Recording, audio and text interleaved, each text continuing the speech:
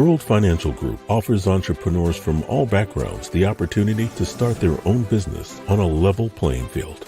Dr. Yana Woodhouse, receiving the WCM Wall Street Pioneer Award by the United Black Wall Street of America, Inc., is one of those entrepreneurs. I see WFG and TFA as a place where African Americans with an entrepreneurial mindset can flourish.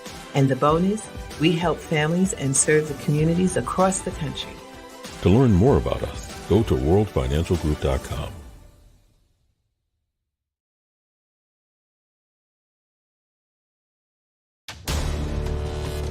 We are the sons and daughters of the soul. We are resilient and forever forward-thinking. We ask for nothing else than the opportunity to live and to create the lives that we were meant to live. We want nothing but an equal chance at options and possibilities. The same possibilities and options to live out our potential as our fellow man. We want to be heard, understood, and expressive in our reality. We are the future. We are the creative. We are here.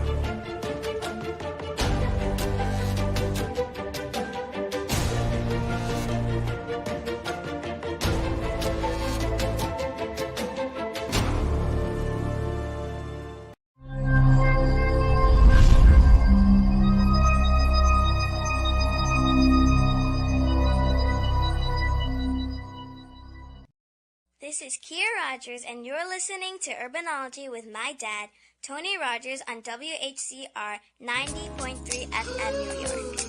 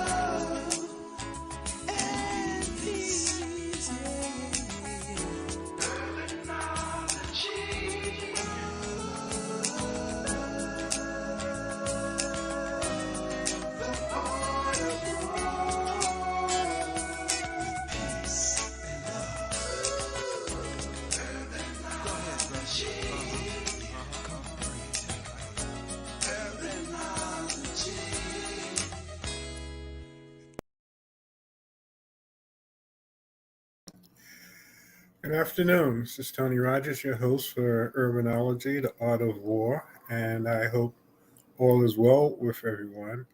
And a couple of people have asked me about the relationship that our live streaming program has with WHCR. Well, the radio show is still going on WHCR. That's been going on since, wow, a lot of years, actually. I think my daughter was about 7 when she made that commercial. But during the pandemic, we couldn't get into the studio, so Urbanology was hosted by Soul City. And it went so well that we, like many other different changes and pivots based on the pandemic, we decided to keep it as an extension to the WHCR radio show. So we have both the radio and now the TV component of WHCR as a marketing component. But WHCR 90.3 FM is the voice of Harlem. I'm on that, and I am now on the Soul City broadcast network. So there is a yin and yang in everything, and sometimes you expand when you have to pivot. And based on the 2 years, basically, of the COVID, this is the result of a positive pivot based on the whole concept of change using these different types of formats. I didn't know what Zoom was 2 years ago. I mean, I knew what it was, but it wasn't really part of my lifestyle. Now it's almost all of the meetings for one period of time anyway is changing a little bit.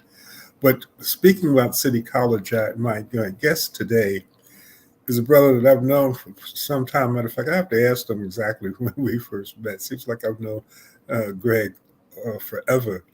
And he's been in many different roles, but he's been the director of Aaron Davis Hall for a period of time also. And I wanted to speak to him. Many of you know City College is my dear home, my alma mater. I grew up in the neighborhood and all of that, and served 5 presidents.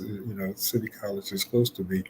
And one of the things that I wanted to do in 2024, especially as president of the Harlem Tourism Board, is to allow for people to know about one of the best kept secrets in Harlem. There's so many wonderful things that take place at Aaron Davis Hall that is not promoted, in my view, as it should be, because a lot of people just don't know about it. So this is the beginning of an ongoing relationship, and whether it's WACR radio, which is another City College gym, or on Urbanology with Soul City or in the papers. I want to make sure that people understand the wonderful work that Greg is doing, and that theater that's, again, one of the best kept secrets in Harlem. So please welcome Greg Shanck, the director of the Aaron Davis Hall. Hey, Tony, how are you? It's very nice to see you. Thank you. I know that you're running around going crazy with all of the things that are happening. As I mentioned to you before, we connect all the time. I think our last connection was based on accident, but it was good. All things happen for a reason. But we did start talking again, and I said, Greg, there's so much stuff happening that you're doing, and there's so many people who just don't know. I talk about Aaron Davis Hall, and I say, what? Where is that? So this is the beginning, as I have mentioned before, and I know that you don't always do these things, and I know that based on our long relationship is probably the only reason why you're doing it now. But I want to do as much as I can to let people know who you are, what you're doing, and the wonderful work that's happening right in our neighborhood. So please give a little information about you, Greg, which it would take 2 shows to do that, but just briefly about who you are, how you got to Aaron Davis Hall, and what Aaron Davis Hall is and is going to be doing now and in 2024. Well, first of all, I have to say thank you to you for this opportunity. Um, we have known each other for a minute. I will not tell you how long, but it has been a long time. And I've always relied on you, and you know this. I've over the years, I've called you and asked you for this or that, and you've been a big part of my career. So I want to thank you for the friendship, and thank you again for this opportunity. Aaron Davis Hall is on City College campus, and it's located at 130 Fifth Street and Convent Avenue. And we've been around for a minute, since 1979. We opened in 78, but we really started programming in 79. And I've been a part of the Aaron Davis Hall life for quite some time.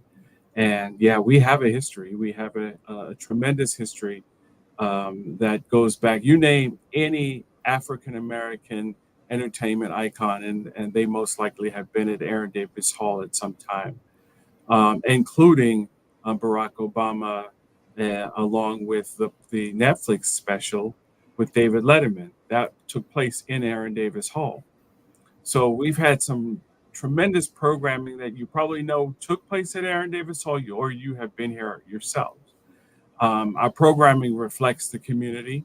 We do mostly, sorry about that, mostly African American and Latino arts, but we also reflect the changing Harlem that we live in right now. And so it could be anything that you see here, but you can look at our calendar, and I'm sure you'll see something that you're very excited about.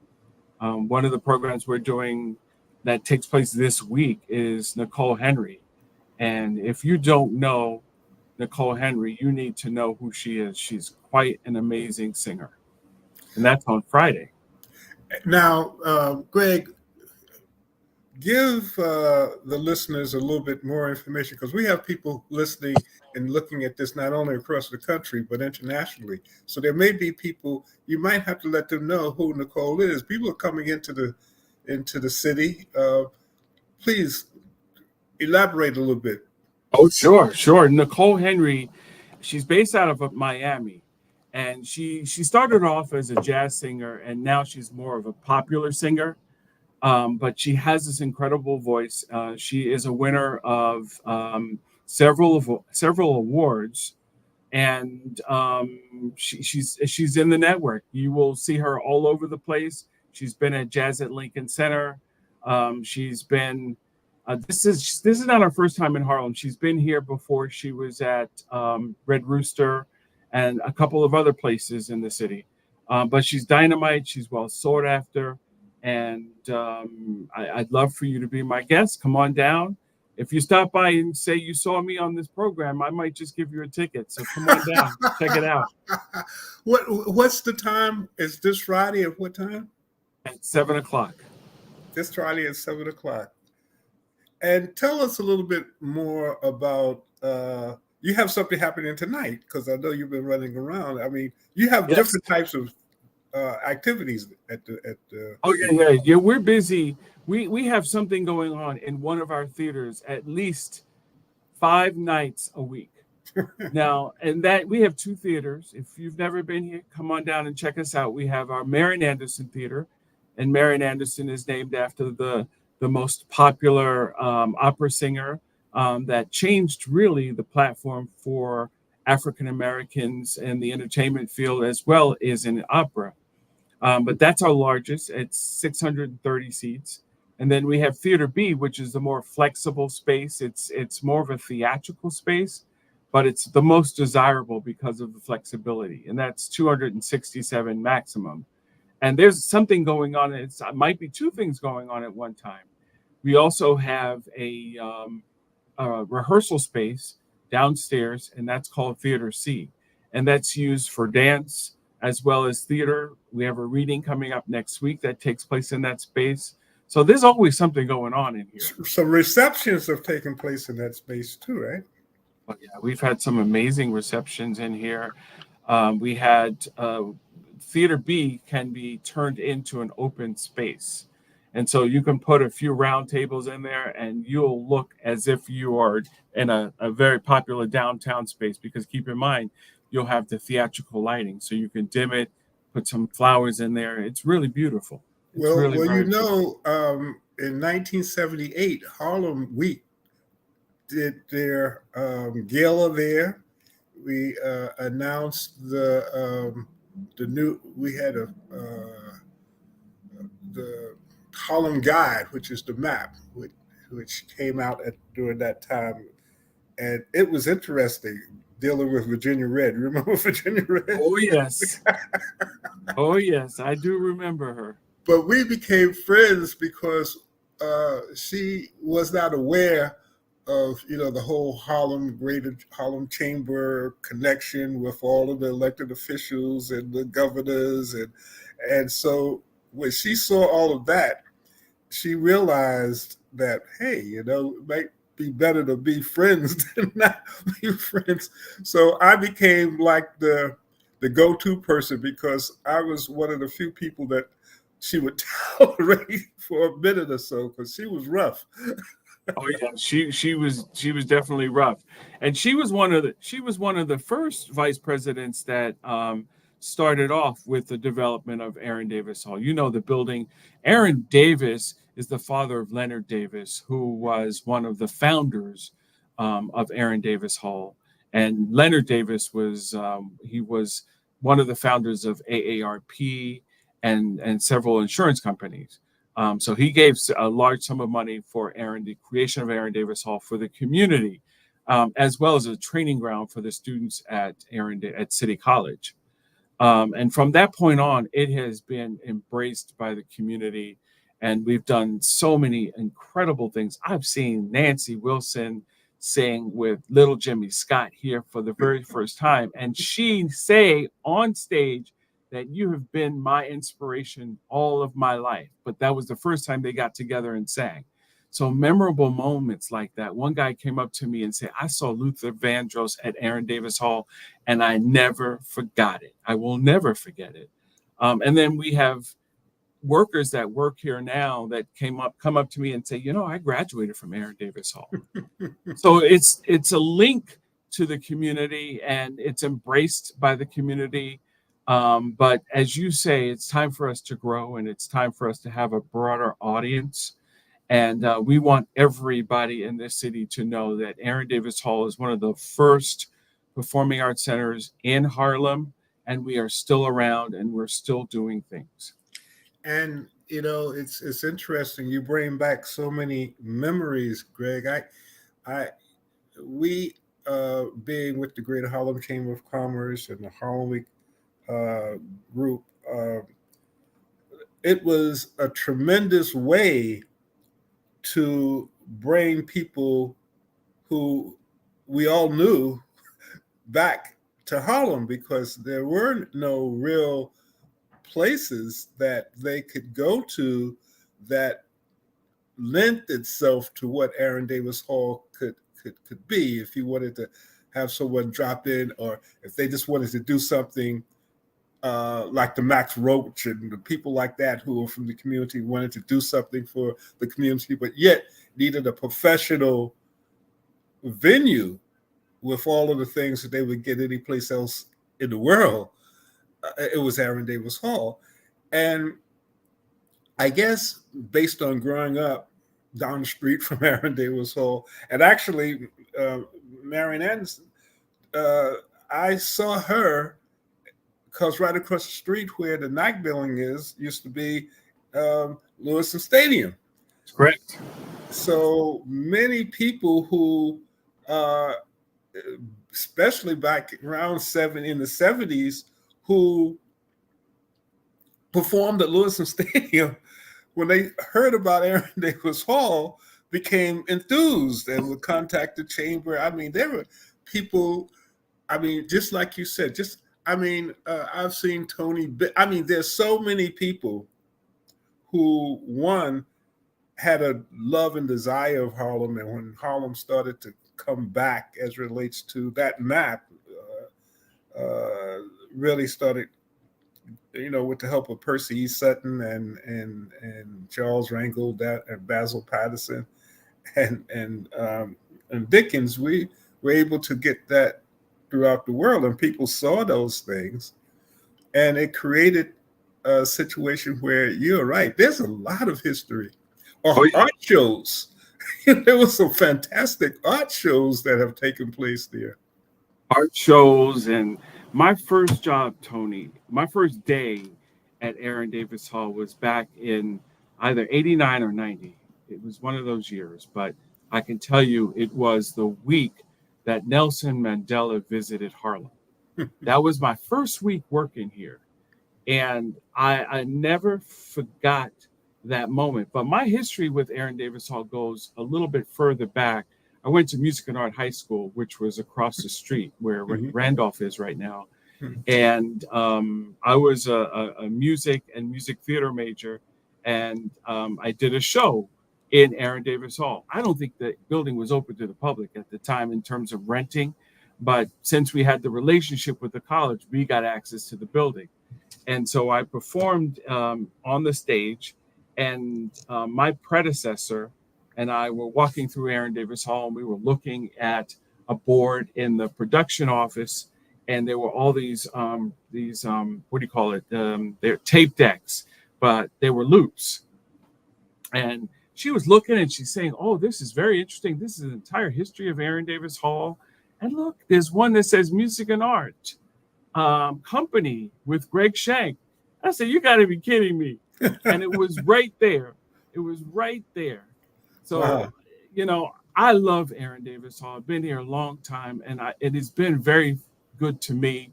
And I love serving this community because they have embraced Aaron Davis Hall throughout my career and from the very beginning of this building. This, I have always thought, has been the town hall for Harlem. People in Harlem had said, let's go to Aaron Davis Hall. Now, there are other art centers in Harlem, and that's why Harlem is what it is. but we are part of that definition, and it's just incredible. Our story is incredible. Well, like you said, when Harlem Week, it will be 50 years old. It's just hard to believe next year. So we were able to, based on the relationship that the chamber had, or Harlem had with City College, period, but especially through the chamber, we were able to do so many wonderful things in August in that area. I mean, it was one of the few places of its kind that was really available to the community, which is why I thought it was important for us to have this conversation, because a lot of people may still not be aware of what goes on there. Tell us a little bit more about the different types of programs that can be uh, that can take place at Aaron Davis Hall. I know art shows are tremendous, but there's been some graduations and a number of other things there. Yeah. We have an exhibit. The exhibit is a fine one. It's in our main lobby, and we have other spaces that support the exhibit. We try to do 2 major exhibits a year. We have Laura Gatson coming up next year. We have a local artist that is coming in soon, and we keep that rolling with artists from the community. In addition, we do our music concerts, and many of the programs that we've been doing lately are in collaboration with other organizations. A budget that was for 1979 is very different from the budget this year. And so that kind of collaborative presentation is very helpful. So in January, we're doing a concert with Jazzmobile, which is our dear friend, with Regina Carter. So our legend, our history continues with supporting all of these artists that have made major roots into the African American experience. If I remember correctly, if I'm not mistaken, Jazzmobile's annual event is at Aaron Davis Hall now. Is that the one you're referring to, or is there another one? No, Jazzmobile. I mean, no, that was a studio. That was the Harlem Museum. The National Museum in Harlem. Yeah, that's going to happen this year, and I believe that's in February as well. This is Jazzmobile, and we do collaborative. We do usually 1 or 2 a year with each other, and that's important. We have to. We still have our mission, and we still got to do what we got to do. Yeah. So we have that coming up, and we've worked with, over the years, Dance Theater of Harlem. We have a regular now called Association of Dominican Classical Artists. As you said, the National Jazz Museum is going to be here. The Moth. I don't know if you're familiar with the Moth, but that's a storytelling organization that's been around for a while, and they do presentations on NPR, and they are here once a year in February. And Norma Jean Darden did a story I think it was last year. And it's so amazing to hear the story of these Harlem icons on our stage. And you look after the story, you say, you got to be kidding. That is your story? And these stories are true. These are not fabricated. These are real stories. And you get to learn so much about the person through the Moth. And then we have dance programs. We have Jose Limon coming in. As I said, we've worked with Dance Theater of Harlem. We've worked with Alvin Ailey. We've done it all. Do you have a website or some sort of? How do you promote? How do you market the activities that take place at Aaron Davis Hall? Well, we have our website, which is citycollegecenterforthearts.org. And we've used that name because Aaron Davis Hall, Inc. was just not possible for us at the time. So we branded ourselves as the presenting organization, City College Center for the Arts.org. And if you want to see all of our program, you can go there now and see the Nicole Henry show for sale there. And we also do, so we're very large on social media, and that's our tag is CCNY Arts. And we do print media, and we do, I think I mentioned social media. So that's the bulk of it. But we also rely on partnerships. For example, Jazzmobile had done an ad for us in their mailing. We list in Hot House. We list in Jazz Magazine. We try to do it all. Sometimes our budget doesn't support everything. We do less and less print, though, because the college has a rule where paper is, we can't use too much paper, and I think that's a good thing to follow. But we do a lot of electronic media. Hmm. Interesting. Now, is there how is the theater supported? Do you have certain types of fundraising? I mean, because I know that the budget is always going to be cut, but is there any type of community or other ways that individuals can support the theater? Absolutely.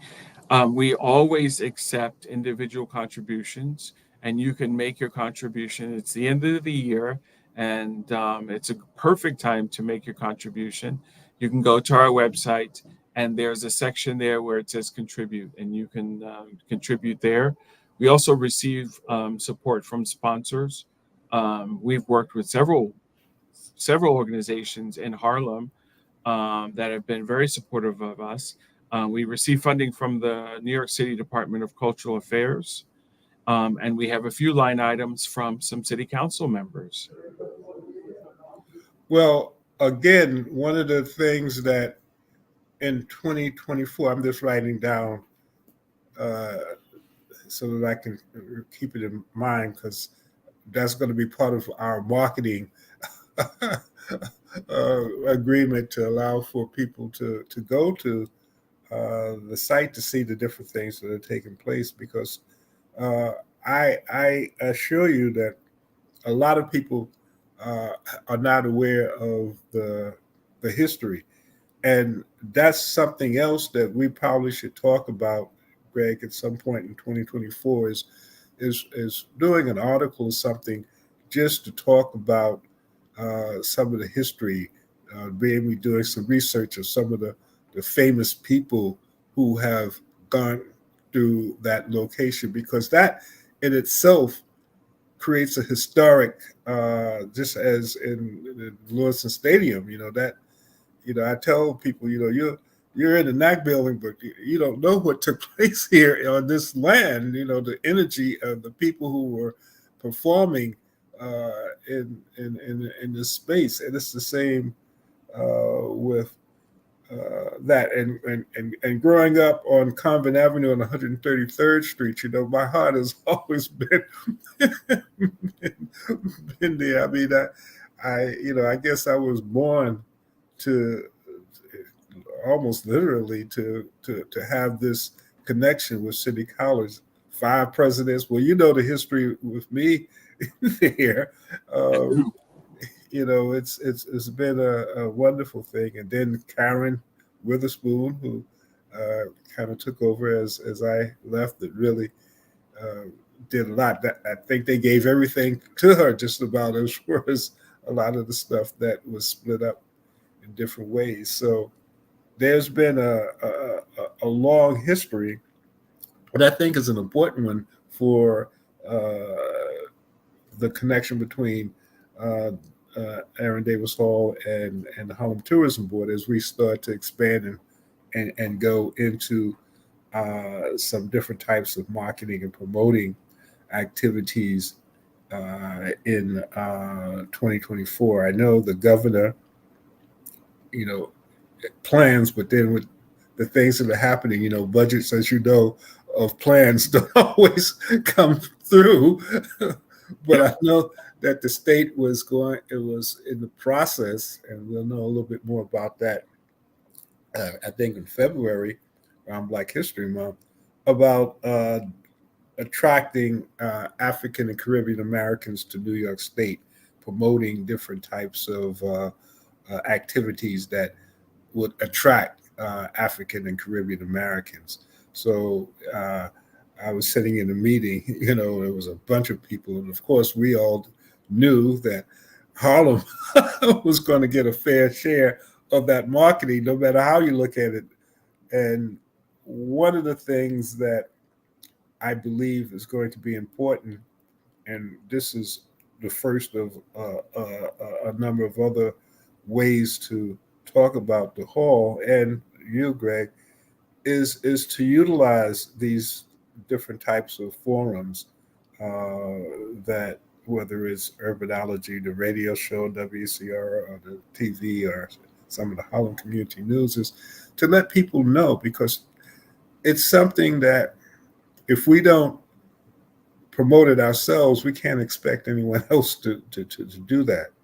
And you've done a lot of great work. And when we talk about the Second Harlem Renaissance, obviously, you and the things that you have done needs to be recorded into that.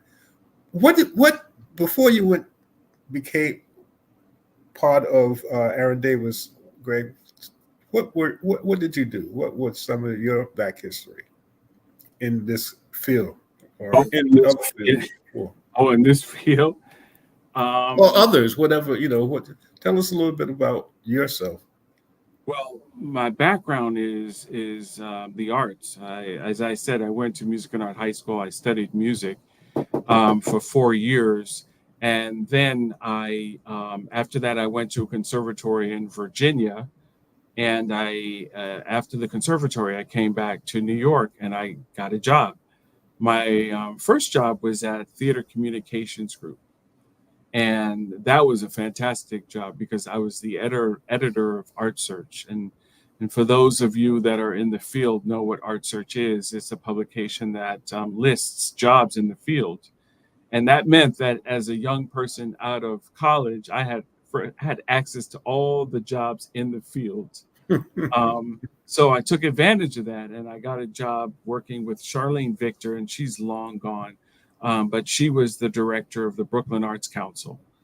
And I worked there for a while. And after I left there, the city had asked me to create what was then called it was a grant program, the re-grant program for artists in Manhattan. There was no re-grant program in Manhattan.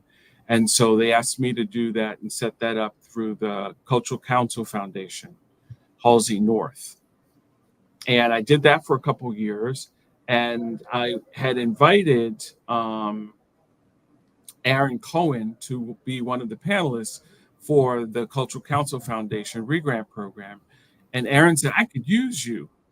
That was the beginning of my relationship with Aaron Davis Hall. From there, I was associated with Aaron Davis Hall. There was a period when I went to Hostos, when they opened up their new performing arts center. Yeah, I do remember. I went there for a couple of years and helped them start it. But Pat Cruz from Harlem Stage said, come on back. Now, you all know the relationship. Harlem Stage used to manage Aaron Davis Hall, and they continued that incredible relationship of bringing great art to Harlem. And so they have moved on to the great hall, to the hall across the street. And she called me and she said, well, I want to talk to you because we're going to go into the Gatehouse. And I know you can handle this project, and I wanted to bring you over. And I came over, and that's what I did. And I've been here ever since. Wow. Again, there are a lot of memories. An interesting story. When the Gatehouse applied for their first major funding from the Empowerment Zone, the committee kind of wanted to separate themselves from the college in a sense. They didn't really, you know how that politics thing went. And how things happen. Lucille McEwen was the person who was on top of budgets for the Empowerment Zone and issuing out who would get paid. And there was a Friday that I got a call from Lucille McEwen that says, there's a grant in for the boathouse for its funding, but unless you get the president who was out of the country, then to do this, they're not going to get the money. So it's an interesting story, but the bottom line is that we were able to get that done in the day, thanks to all of the people that you probably know that was in the president's office. But that's how they got funding. It it it it was just a matter of having a connection that had the connection and had the relationships. Exactly. Yeah, yeah, yeah. That was an important project, and it meant all hands on deck. And you all were one of the first, actually, and it meant a great deal to the project, the success of the project. Because if I remember, it was like $38 million. It was a very expensive project.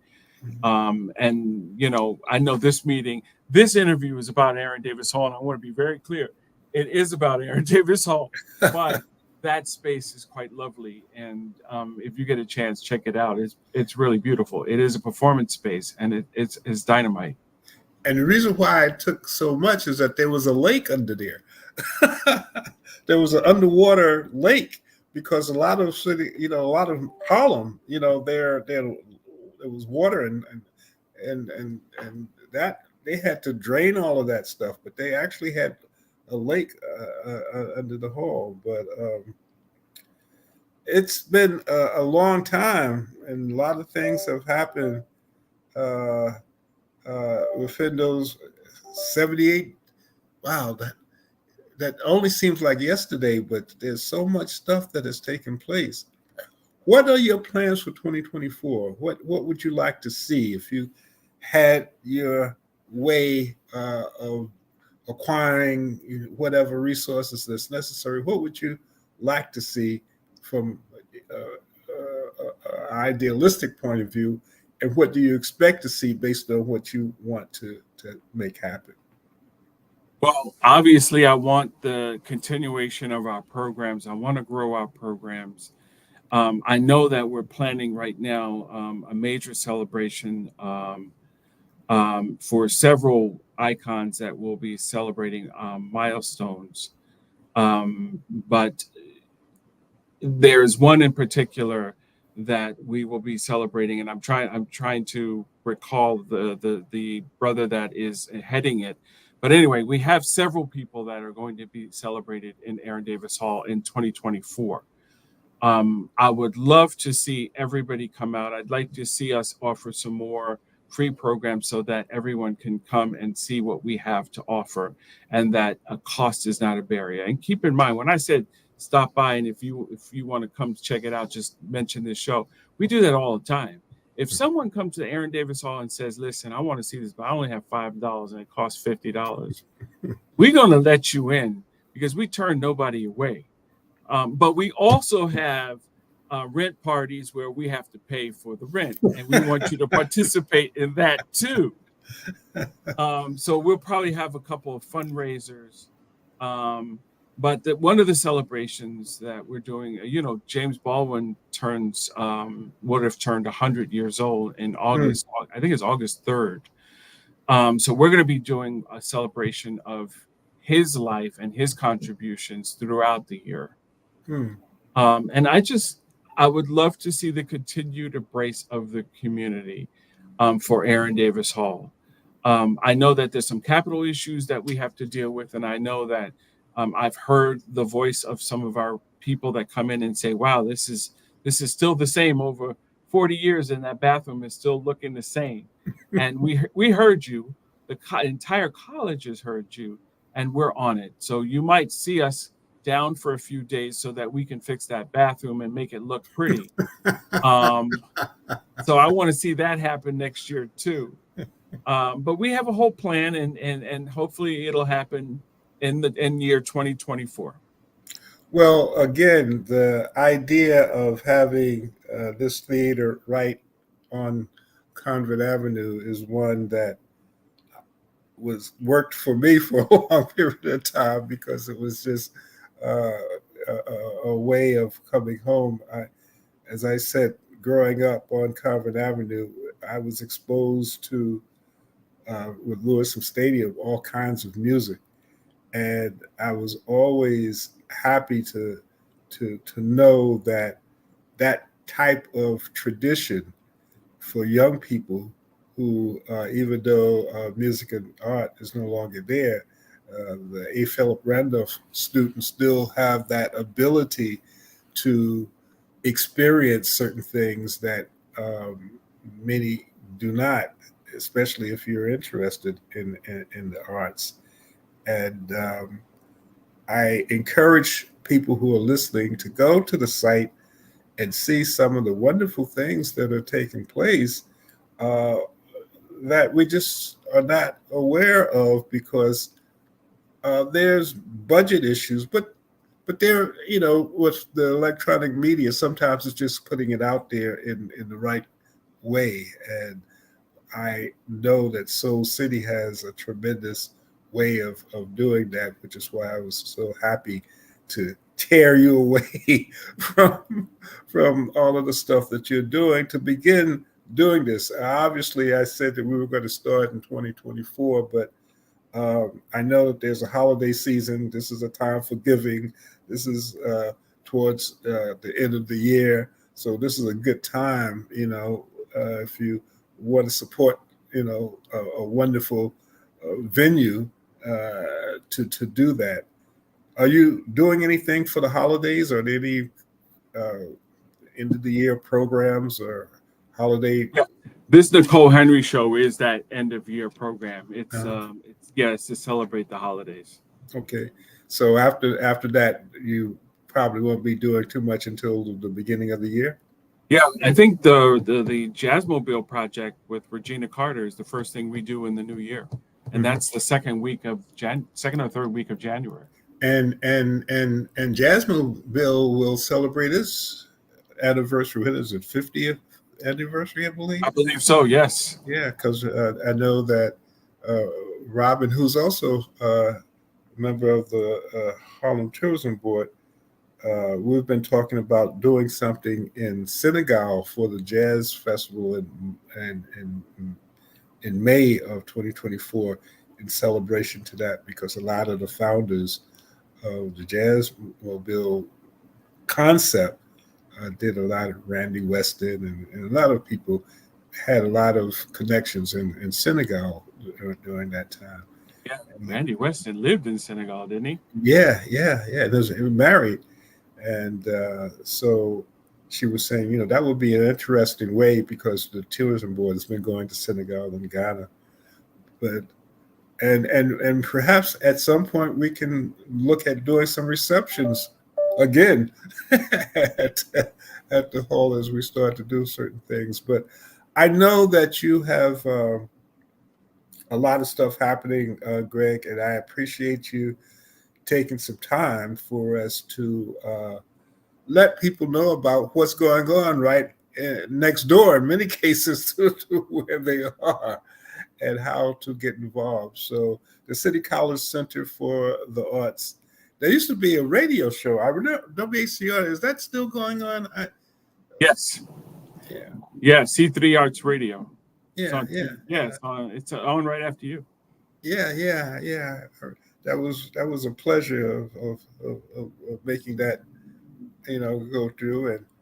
And there's been a lot of stuff going on that we probably haven't scratched the surface of as far as talking about it, which is why we probably need to look at that article. So look at some of the highlights of the things that you have experienced, and maybe we can put together something that can allow for, again, this is our time to start recording the history that we have seen, because if we don't do it, it won't be our story, it'll be his story. Yeah.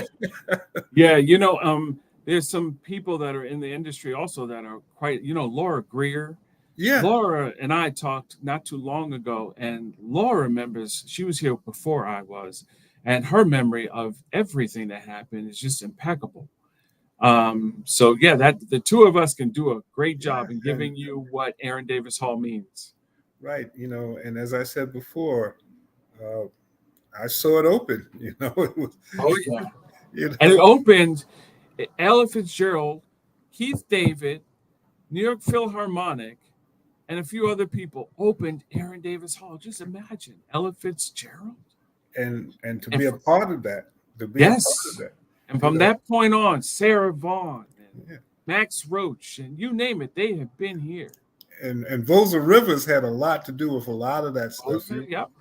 You know, Serafina and all of those programs. So we've got a tremendous history, and I think this is a that sounds like a fantastic book. outlet.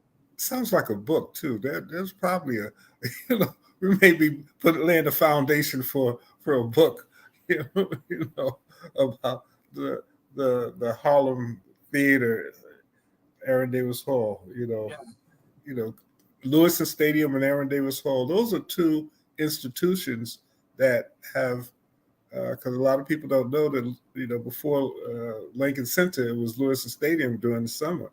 that's right. So Convent Avenue, besides being a convent, has, you know, a great deal of history of bringing musicians right in that area between Right, 133rd and 140th and Convent Avenue. right. Uh, 135th. Not only that, 135th is one of the highest places in the city, meaning in terms of altitude. It's right, one of the right. highest places. So that's the arts was happening here in one way or another on this corner. And that history has to be recorded. I'm happy that through Soul City and through other entities, we are recording this, so people can understand. But it's just the beginning. But there is the second Harlem Renaissance. It started 50 years ago, 1974. The theme for Harlem Week was the beginning of the second Harlem Renaissance. And now we have a Harlem Renaissance Hotel on 125th Street. So things have evolved, and I am so happy that I've been able to share that with you, my brother. We've been together for a while. My stay at City College hopefully was helpful to the things that. Oh yeah, you don't know how helpful you've been from me and my career. So as I said earlier, I truly thank you. Well, it was a labor of love. As I said before, I grew up right down the street. So that, you couldn't ask for anything more to be able to have a certain type of influence on a place that you would look out your window and never forget. I asked my mother, "What's that place over there?" And she said, "It's a college." And I said, "Wow, do people like us go there?" Because when I was looking out the window, I didn't see too many of us, So that's an old story that my mom told me a long time ago. And I'm just happy to have had that opportunity to serve the City College of New York and to meet people like you, Greg Shanck. So please come out to Aaron Davis Hall, go to the website, and also contribute, give. There's so much information that you can get through just going to City College Center for the Arts and be a part of that. So thank you for what you do, brother. Uh, Thank I, you. I'll see you at 7 o'clock on Friday. So save me a seat. Just mention you saw the show. Take Take care. care. Thank you for everything. Happy holidays to everybody. That'll be good. We can do that on Friday. I'll make sure that whatever I'm doing now that I've committed myself on TV. Take care. Thank you. Take All care. right. Bye. And again, Aaron Davis Hall, one of the best kept secrets in Harlem. And thanks for this venue, Soul City. Matt McCoy, one of his themes is to be able to allow for us to create our own narratives. And again, we will be back next week. Richard Cox is in Ghana now, preparing for our April trip. So we'll be talking a little bit about that in 2024. A lot of things that are beginning to take place in this second Harlem Renaissance, and I am blessed to be able to have a venue such as this and others to allow for people to understand what's going on. As Marvin Gaye, that that that that that album will always be a classic because we also uh, know that uh, we need to know what's going on. So this is Tony Rogers, your host for Urbanology, the Art of War. Uh, Wishing you a safe week. And I'm going to my Lindy class this night. I'm going to talk to you guys about Lindy all next year. So you're going to hear a lot about this, which is another commitment I'm putting on myself because uh, I've been talking this up for a minute. So we're going to start really getting into the history of the Lindy in Harlem. So take care and see you next week. This is Kia Rogers, and you're listening to Urbanology with my dad, Tony Rogers, on WHCR 90.3 FM New York.